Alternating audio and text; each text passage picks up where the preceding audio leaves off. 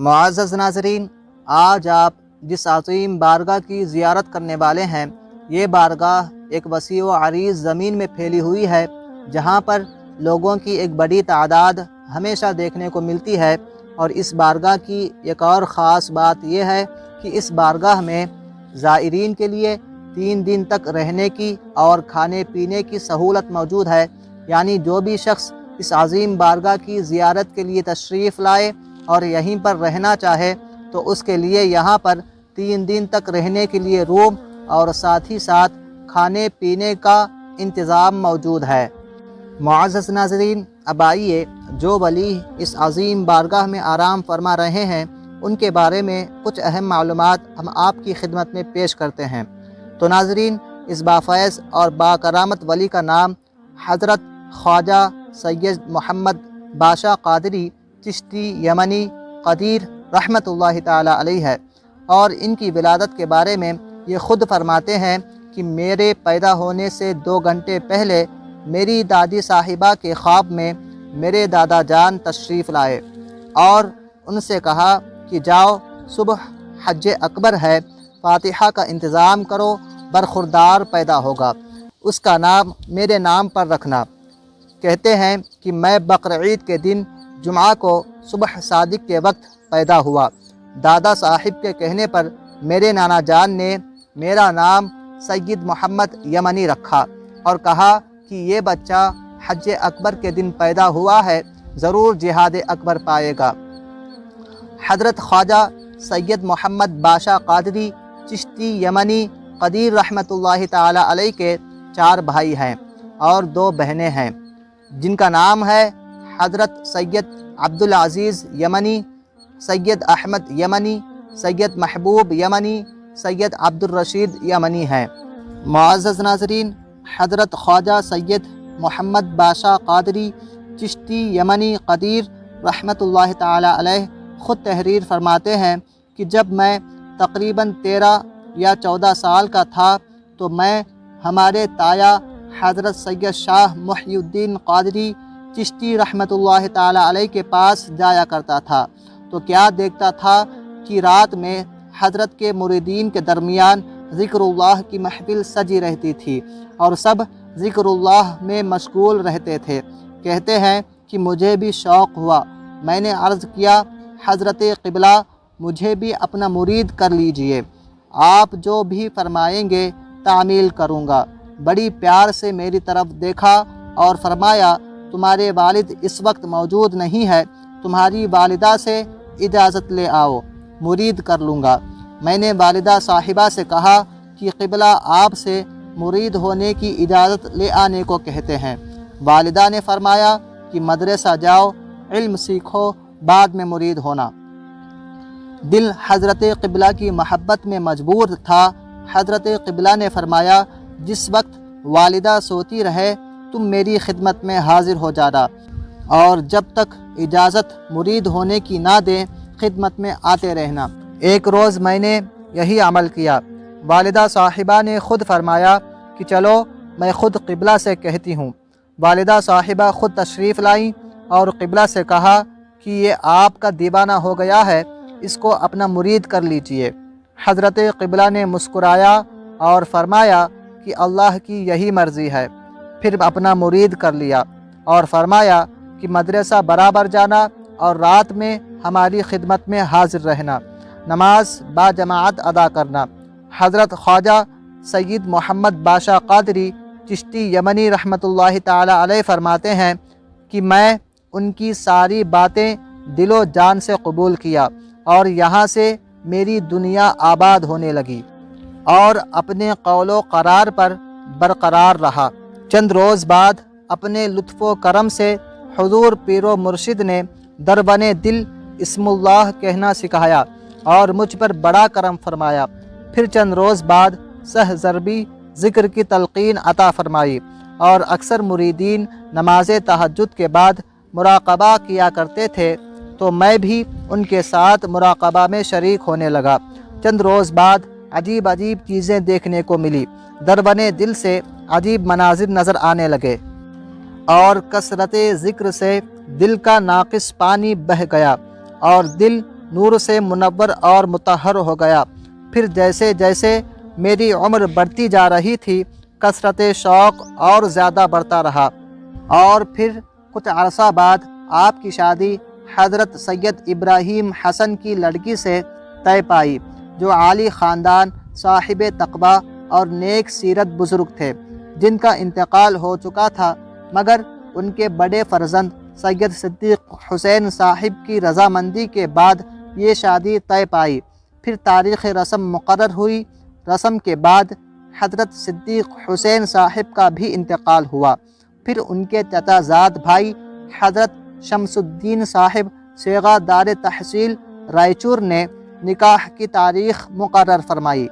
تو جمعہ کے دن اللہ کی عنایت اور والدین کی محبت سے پیر و مرشد کے روبرو حضرت خواجہ سید محمد باشا قادری چشتی یمنی رحمۃ اللہ تعالی علیہ کی شادی ہوئی۔ اور معزز ناظرین، کچھ عرصہ بعد آپ کی ملاقات حضرت خواجہ شیخ کریم اللہ شاہ قادری چشتی رحمۃ اللہ تعالی علیہ سے ہوئی۔ کچھ دنوں بعد آپ کو حضرت شیخ کریم اللہ شاہ قادری چشتی رحمۃ اللہ تعالی علیہ نے ارشاد فرمایا کہ مجھے حکم ہوا ہے کہ آپ کو خلافت عطا کروں، آپ تیار ہو جائیے۔ پھر 24 جمادی الاخر 1348 ہجری کو سب کے روبرو خلافت نامہ اپنے دست کرم سے لکھا، سب کی دستخط لی گئی، سب نے مجھے دعاؤں سے نوازا۔ معزز ناظرین،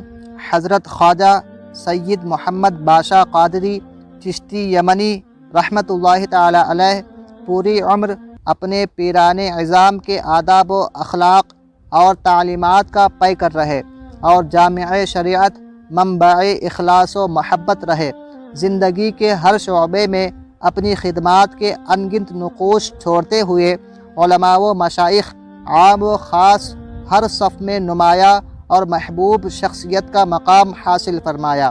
چاہنے والوں نے آپ کو سرتا پا فیضان قدیر بھی کہا، اور آپ کی شخصیت علم پروری کی حامل رہی۔ علماء اکرام اور مشائخ عظام میں آپ کی یکساں مقبولیت رہی۔ مذہبی، ملی، سماجی، ادبی، ہر طبقہ، ہر حلقے کے، ہر سطح پر، ہر درجہ، ہر مقام کے افراد میں آپ کا مثبت اور یکساں تأثر رہا۔ آپ سے ملنے والا ہر شخص یہ سمجھتا کہ صاحب قبلہ مجھے سب سے زیادہ عزیز رکھتے ہیں۔ آپ کو بے شمار بزرگان دین کی مخلصانہ خدمات کا شرف حاصل ہے۔ معزز ناظرین، حضرت خواجہ سید محمد باشا قادری چشتی یمنی قدیر رحمۃ اللہ تعالی علیہ کا وصال پرملال 13 محرم الحرام 1399 ہجری بمطابق 14 دسمبر 1978 عیسوی کو ہوا۔ معزز ناظرین، یہ تھی حضرت خواجہ سید محمد باشا قادری چشتی یمنی قدیر رحمۃ اللہ تعالی علیہ کی مختصر سی سیرت۔ مجھ کو بھی پلا دے میں، مجھ کو بھی پلا دے میں، اے ساقی میں خانہ، مجھ کو بھی پلا دے میں، اے ساقی میں خانہ، مجھ کو بھی پلا دے میں، اے ساقی میں خانہ، مجھ کو بھی پلا دے میں، اے ساقی میں خانہ، مجھ کو بھی پلا دے میں، اے ساقی میں خانہ، مجھ کو بھی پلا دے میں، اے ساقی میں خانہ، مجھ کو بھی پلا دے